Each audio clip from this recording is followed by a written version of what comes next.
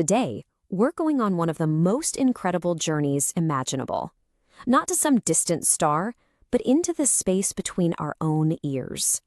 A project between Harvard and Google has just given us a map of the human brain like we've never seen before, and it really makes you wonder. You know, it's a wild thought, right? We've got these unbelievable telescopes that can see to the edge of the universe. But the thing sitting right inside our own skull is still, in many ways, a complete mystery. And the reason for that all comes down to scale. The real action in the brain, the stuff that makes us, happens at a level so tiny it's almost impossible to see. I mean, sure, we've all seen brain scans like MRIs, and they are amazing. They show us which big neighborhoods of the brain light up when we're happy or solving a puzzle. But what they can't do is show us the actual streets and houses. They can't see the individual wires, the synapses, where all the information is actually passed along. And that's where the code of consciousness is written. To actually read that code, you have to zoom in. I mean, way in. We're talking nanoscale. We need a map that shows every last wire and every single connection. And for that, you need a totally different kind of tool, an electron microscope, which lets us see things that are smaller than a wavelength of light. And that brings us to the H01 project. This was this massive effort to finally create that map. A team from Harvard and Google got their hands on a tiny piece of human brain tissue from the temporal cortex, and they set out to map every single thing inside of it. And when I say tiny, you won't believe how small it was. The whole sample was just 1 cubic millimeter. That is about the size of a single grain of sand. Now, it came from a patient who was having surgery for epilepsy, which is an important detail, but pathologists confirmed the tissue itself was structurally normal, which means this is the clearest, most detailed look we have ever had at our own wiring. Okay, so what's inside that grain of sand? Well, for starters, the team found over 57,000 individual cells. You've got your neurons, your glial support cells, blood vessels, the whole shebang. It's like a whole city packed into this microscopic space. Just let that sink in for a second. But here's the number that just blows my mind. The synapses, the connections. Inside that 1 cubic millimeter, they counted nearly 150 million of them. These are the little junctions that make the whole circuit work. 150 million connections in a piece of brain you could barely even see.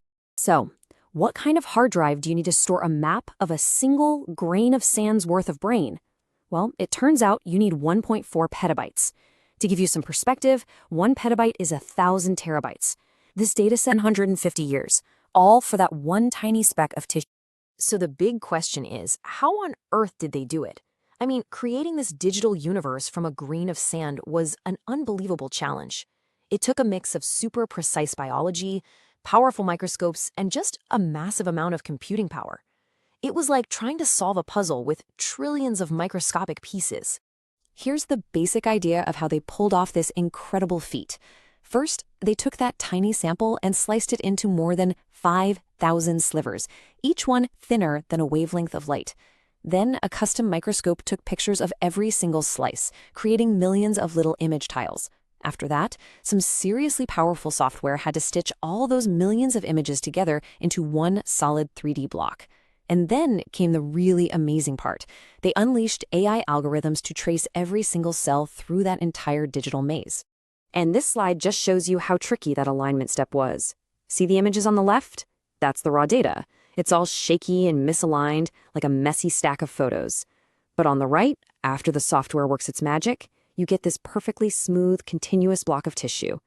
Now just imagine doing that for 196 million pictures to build that final 1.4 petabyte model.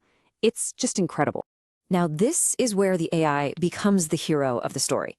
You see, trying to trace 57,000 cells by hand through thousands of images would be, well, it would be impossible. It would take centuries. So they used this clever AI called a flood-filling network. You can see it working here. The black and white image is the raw microscope data.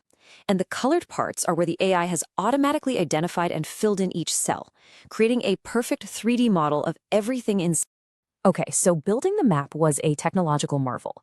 But the real excitement, the reason they did all this, is what they found inside. This map is so new and so detailed, it's already rewriting textbooks and showing us things we've never ever seen before. Let's check out some of the highlights. So first off, just taking a basic count head of what's in there lets us some big surprises. For one thing, the brain support cells, the glia, actually outnumber the neurons 2 to 1. And get this, the most common type of cell wasn't a neuron at all, but something called an oligodendroglade, which makes the insulation for the brain's wiring. Oh, and they also found a bunch of weird blobs that they couldn't identify at all. But then things got even weirder. Deep down in a part of the cortex called layer 6, they found these bizarre neurons. Take a look at the image here. They call them compass neurons. See how they each have one really big branch that points in one of 2 opposite directions? They form these perfectly mirrored groups. What are they for? Right now, nobody has a clue.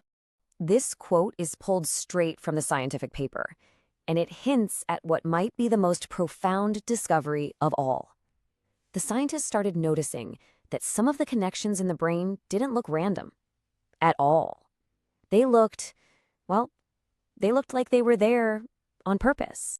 And this is exactly what they meant. So most neurons connect to each other with maybe 1 or 2 synapses. It's a pretty weak link. But the team found these rare, incredibly powerful connections. Check out the image here. You can see a single axon reaching out and making 53 separate connections to one single partner neuron. The odds of that happening by chance are basically 0.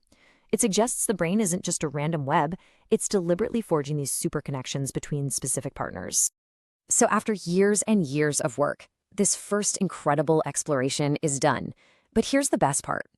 This isn't the end of the story. It's really just the beginning. Because the team behind this map didn't just publish their findings and call it a day. They did something much, much bigger.